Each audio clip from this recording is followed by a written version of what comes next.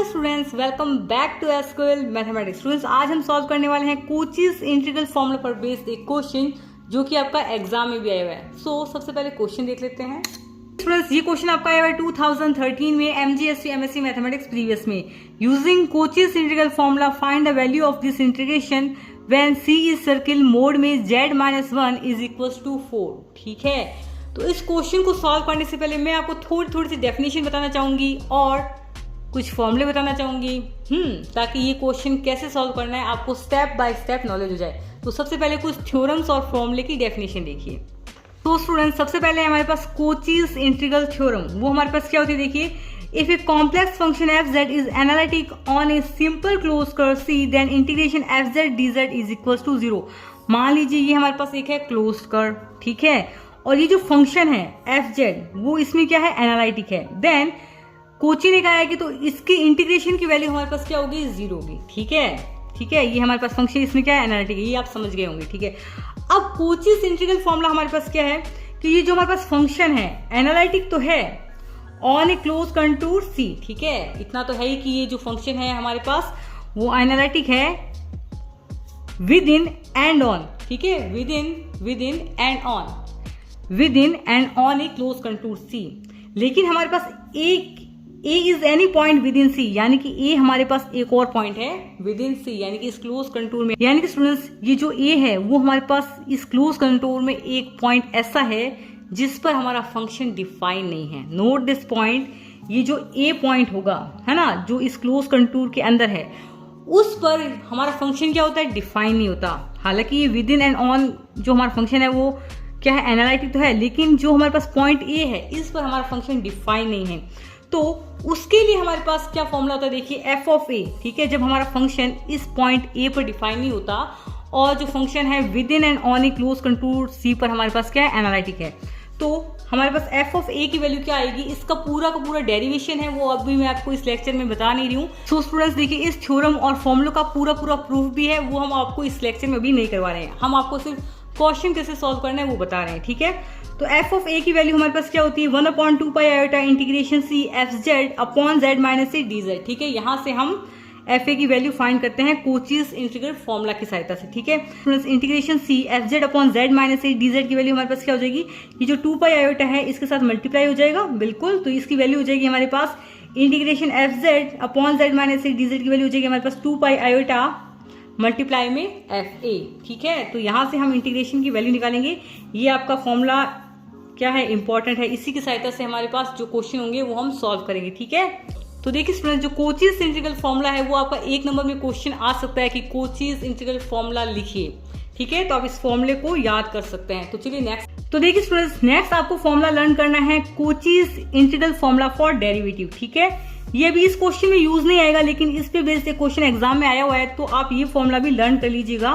ये है हमारे पास Cauchy's integral formula for derivative. ठीक है, तो सबसे पहले इसका स्टेटमेंट भी देख लेते हैं। फॉर्मूला देख लिया तो यहाँ पर कुछ नहीं है स्टूडेंट्स, ये जो हमारे पास एफ ए था फंक्शन उसका हमने डेरिवेटिव किया है। यहाँ पर n की वैल्यू आप एक बार रखेंगे तो एक बार एफ ए की वैल्यू आ जाएगी, है ना, n = 1 रखेंगे तो एफ ए की वैल्यू आ जाएगी। आप देख लेंगे n की वैल्यू यहाँ पर 1 रख देंगे, यहाँ पर भी आप n की वैल्यू 1 रखेंगे, जो भी वैल्यू आएगी आप देख लेना। ठीक है, n की वैल्यू 2 रखेंगे तो यहाँ पर हमारे पास क्या हो जाएगा, एफ ए का 2 टाइम्स डिफरेंशिएशन होगा। इससे बेस क्वेश्चन मैं आपको नेक्स्ट लेक्चर में करवा दूंगी। ठीक है, तो सबसे पहले इसका स्टेटमेंट देख लीजिए। If a function f(z) is analytic within and on a closed contour C, A is any point within C। ठीक है, A पॉइंट पे हमारा फंक्शन क्या है, डिफाइन नहीं है, यानी कि A हमारे पास क्या है, सिंगुलर पॉइंट है। वो हमारे पास सिंगुलर पॉइंट जीरोस भी हो सकता है और पोल भी हो सकता है। ठीक है, then derivative of all orders of analytic and are given by. तो जो हमारे पास एफ ए का डेरिवेटिव है वो कुछ इस प्रकार से प्राप्त होता है। इसको आप क्या कर लीजिए, लर्न। सो स्टूडेंट्स, सर्कल की इक्वेशन आप छोटी क्लासेस में पढ़ चुके हैं, लेकिन मैं वापस आपको एक बार रिकॉल करवाना चाहूंगी। तो ये है हमारे पास मोड में z = r। ठीक है, यहाँ पर जो r होता है वो हमारे पास क्या होता है, रेडियस होती है, सिंपल। ठीक है, अब यहाँ पर मोड में z को मैं इस प्रकार लिख सकती हूँ, z-0 लिख सकती हूँ।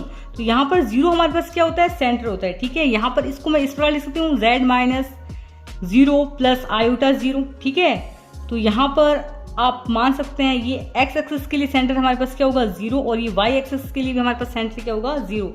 सेंटर की वैल्यू यहाँ से आई हमारे पास में 0,0, ठीक है। इस प्रकार देखिए मोड में z माइनस ए, यहाँ पर r तो हमारे पास रेडियस है, आप समझ चुके हैं, ठीक है। यहाँ पर a हमारे पास क्या है, यानी कि x एक्सिस में हमारे पास सेंटर क्या है a, और y एक्सिस में हमारे पास सेंटर की वैल्यू क्या है 0, यानी कि सेंटर है हमारे पास a,0, ठीक है। इसी प्रकार ये है हमारे पास z माइनस b आयोटा, ठीक है। तो यहाँ पर हमारे पास सेंटर होगा 0 और b, x एक्सिस के लिए 0 और y एक्सिस के लिए हमारे पास क्या है b, ठीक है। ये हो गया हमारे पास सेंटर 0,b, ठीक है। रेडियस हमारे पास क्या है r। इसी प्रकार ये लास्ट वाला देख लीजिए z माइनस ए प्लस आयोटा बी, ठीक है। यहाँ पर हमारे पास सेंटर क्या होगा a,b, x एक्सिस में a और y एक्सिस के लिए b, ठीक है। और रेडियस हमारे पास क्या है r। अब चलते हैं फटाफट से क्वेश्चन पर। तो देखिए स्टूडेंट्स क्वेश्चन क्या है हमारे पास, using Cauchy's integral formula find value of integration c e⁻³ upon z minus pi iota dz when c is circle mod में z माइनस 1 इक्वल्स टू 4। यहाँ पर रेडियस हमारे पास क्या है 4 है और सेंटर हमारे पास क्या होंगे सर्कल के 1,0, ठीक है। fz हमारे पास क्या होगा e⁻³ है ना। ये हमारे पास क्या है कोचीज इंटीग्रल फॉर्मूला। देखिए सबसे पहले हमारे पास क्या था, मैं वापस अब आपको नहीं बताने वाली, यही था हमारे पास कोचीज इंटीग्रल फॉर्मूला, ठीक है। यहाँ पर देखिए कोचीज इंटीग्रल फॉर्मूला हमारे पास क्या था, f of a is equal to 1/2 pi iota integration c fz upon z minus a dz। तो यहाँ पर मैं आपको एक बात बताना भूल गई हूँ। तो यहाँ पर स्टूडेंट्स मैं आपको एक बात बताना चाहूंगी, जब हमारा फंक्शन, ठीक है, एनालिटिक होता है with in and on A close contour c पे, ठीक है, तो हमारे पास इंटीग्रेशन की वैल्यू क्या होती है, integration of fz dz equal to हमारे पास क्या आता है 0 आता है। ये मैंने आपको बता दिया। तो स्टूडेंट्स यहाँ पर जो पॉइंट है ना, जो हमारे पास ए पॉइंट है, यहाँ पर ए हमारे पास क्या है पाई आयोटा है, चाहे मान लीजिए यहाँ पर सर्कल की रेडियस हमारे पास क्या है 4 है, ठीक है। सर्कल की रेडियस हमारे पास 4 है। तो स्टूडेंट्स जो भी हमारे पास पॉइंट आएगा, ठीक है, वो इस सर्कल के अंदर लाई करना चाहिए। नोट दिस पॉइंट, जो भी हमारे पास पॉइंट आएगा वो इस सर्कल के अंदर लाई करना चाहिए, यानी कि सर्कल के अंदर होना चाहिए, ठीक है, इनसाइड द सर्कल होनी चाहिए। मान लीजिए कोई पॉइंट आउटसाइड द सर्कल आ रहा है तो उस टाइम इंटीग्रेशन की वैल्यू हमारे पास क्या हो जाएगी 0 हो जाएगी। नोट दिस पॉइंट, जब हमारे पास जो पॉइंट आएगा वो विद इन सर्कल आएगा तो उसकी वैल्यू कुछ हम इंटीग्रल, ये जो हमारे पास कोचीज इंटीग्रल फॉर्मूला है उससे निकालेंगे। लेकिन यदि हमारे पास कोई पॉइंट सर्कल के बाहर आ रहा है, यानी कि आउटसाइड द सर्कल आ रहा है पॉइंट, तो उस टाइम हमारे पास इंटीग्रेशन की वैल्यू क्या हो जाएगी 0 हो जाएगी। सिंपल। तो स्टूडेंट्स अब सबसे पहले हम ये देखेंगे ये जो पॉइंट है वो सर्कल के अंदर है या सर्कल के बाहर है, इसको आप इससे कंपेयर करेंगे। तो यहाँ पर हमारे पास ए क्या है पाई आयोटा, सिंपल। fz हमारे पास क्या होगा e⁻³ सिंपल। अब देखिए स्टूडेंट्स मैंने आपको एक और फॉर्मूला लिखवाया था जिसमें integration c fz dz upon z minus a हमारे पास क्या था 2 पाई आयोटा fa है ना। This is equal to 2 pi iota fa। Okay, तो सबसे पहले हम देख लेंगे कि ये जो हमारे पास पॉइंट है वो विद इन सर्किल है या आउटसाइड द सर्किल है। ये जो हमारे पास पाई आयोटा है उसको आप लिखेंगे मोड में, यानी कि इस प्रकार लिखेंगे मोड में पाई आयोटा, ठीक है। और आप जानते हैं स्टूडेंट्स मोड में आयोटा की वैल्यू हमारे पास क्या होती है 1 होती है, और मोड में पाई की वैल्यू हमारे पास पाई होगी, और पाई की वैल्यू हमारे पास क्या होती है 3.14 के आसपास होती है ना। पाई की वैल्यू हमारे पास क्या होती है 3.14 के आसपास होती है, यानी कि ये पॉइंट यहाँ पर हमारे पास 3 के आगे थोड़ा सा होगा 3.14 जो भी पाई की वैल्यू होती है, यानी कि 4, यानी कि हमारे पास सर्कल की रेडियस 4 है। पॉइंट यहाँ पर हमारे पास 3.14 के आसपास ये, ठीक है, यहाँ पर आसपास है, यानी कि स्टूडेंट्स ये जो हमारे पास पाई आयोटा जो पॉइंट है वो सर्कल के अंदर ही है, यानी कि इसकी वैल्यू हम कोची के इंटीग्रल फॉर्मूले से निकाल सकते हैं। तो सबसे पहले हम निकालेंगे value of integration c e⁻³ upon z minus pi iota dz, ठीक है, और ये किसके इक्वल होगा 2 पाई आयोटा fa है ना, और a हमारे पास क्या है पाई आयोटा, ठीक है। तो यहां तक पहुंचिए पहले। सिंपल सा क्वेश्चन है, क्वेश्चन 2 मिनट का हो रहा है, लेकिन आपको सबसे पहले थ्योरी समझनी है, ठीक है। तो ये देखिए स्टूडेंट्स हमें वैल्यू निकालनी है इस इंटीग्रेशन की, ठीक है। इसकी वैल्यू हमारे पास क्या होगी 2 pi iota f of a है ना, ये मैंने आपको बता दिया 2 pi iota f of a की वैल्यू हमारे पास क्या है पाई आयोटा, ठीक है।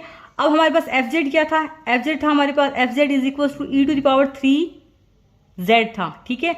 अब यहाँ पर z की जगह हमारे पास क्या होएगा पाई आयोटा, यहाँ पर a की आप वैल्यू रखेंगे तो ये हो जाएगा f ऑफ पाई आयोटा है ना, ऐसे तो निकालते हैं। यहाँ पर z की जगह आप क्या रखेंगे a की वैल्यू हमारे पास क्या है पाई आयोटा, ठीक है। तो यहाँ पर एफ ऑफ पाई आयोटा की वैल्यू निकालेंगे तो ये हो जाएगा e to the power 3 pi iota. Simple simple. F में यहाँ पर z की जगह पाई आयोटा रख देंगे तो यहाँ पर e to the power 3 pi iota हो जाएगा। ठीक है, तो देखिए स्टूडेंट्स हम जानते हैं e to the power iota theta होता है हमारे पास cos theta plus iota sine theta. ठीक है, तो यहाँ पर स्टूडेंट्स थीटा की जगह हमारे पास क्या है 3 पाई है। ठीक है, तो यहाँ पर हो जाएगा कॉस 3 पाई, ये थीटा ही है ना, थीटा की जगह हमारे पास क्या है 3 पाई, तो ये हो जाएगा e to the power 3 pi iota हमारे पास क्या हो जाएगा cos 3 pi plus iota sine 3 pi. ठीक है, और यहाँ पर स्टूडेंट्स कॉस 3 पाई की वैल्यू हमारे पास क्या होती है -1 होती है और साइन 3 पाई की वैल्यू होती है हमारे पास 0। ये आप छोटी क्लासेस में पढ़ चुके हैं कि किस प्रकार वैल्यू निकालते हैं, है ना। ये वाला मेथड पढ़ा होगा आपने आफ्टर स्कूल टू कॉलेज। और यहाँ पर साइन कॉस आता है, यहाँ पर टेन कॉट आता है, यहाँ पर सेक कोसेक आता है ना। आफ्टर स्कूल टू कॉलेज किसने पढ़ा है मेरे को बता देना। ठीक है, ये ट्रिग्नोमेट्री में पढ़ा था हमने 11th क्लास में या 12th क्लास में। ठीक है, और स्टूडेंट्स इसकी वैल्यू हमारे पास क्या हो जाएगी -1, इसकी वैल्यू हमारे पास -1 हो जाएगी। तो -1 की मल्टीप्लाई करेंगे 2 पाई आयोटा से, क्या वैल्यू आएगी -2 पाई आयोटा। तो स्टूडेंट्स इंटीग्रेशन में 3z upon z minus pi iota dz की वैल्यू हो जाएगी हमारे पास -2 पाई आयोटा। एक बार वापस रिकॉल कर लीजिए कैसे किया। ये हमें दे रखा था इंटीग्रेशन, ठीक है, इसकी हमें वैल्यू फाइंड करनी होती है। ठीक है, ये हमने लगाया इसमें कोचीज इंटीग्रल फॉर्मूला। यहाँ पर हमारे पास integration of f(z) upon z minus a dz की वैल्यू हमारे पास होती है 2 pi iota f of a। ठीक है, तो ये हमने लिख दिया 2 pi iota f of a की वैल्यू हमारे पास थी पाई आयोटा। ठीक है, तो जो हमारे पास fz होता है ना, ये जो हमारे पास fz होता है जो कि हमारे पास e to the power 3z था, उसी में हम z की जगह यहाँ पर a की वैल्यू रखेंगे। a की वैल्यू हमारे पास क्या है पाई आयोटा, तो ये हो जाएगा हमारे पास f ऑफ पाई आयोटा। तो जहां जहां पर z है उसकी जगह आप रख देंगे पाई आयोटा। ठीक है, e to the power 3 pi iota की वैल्यू हमारे पास आई -1। ठीक है, तो यहाँ पर e to the power 3 pi iota की वैल्यू हमने रख दी -1।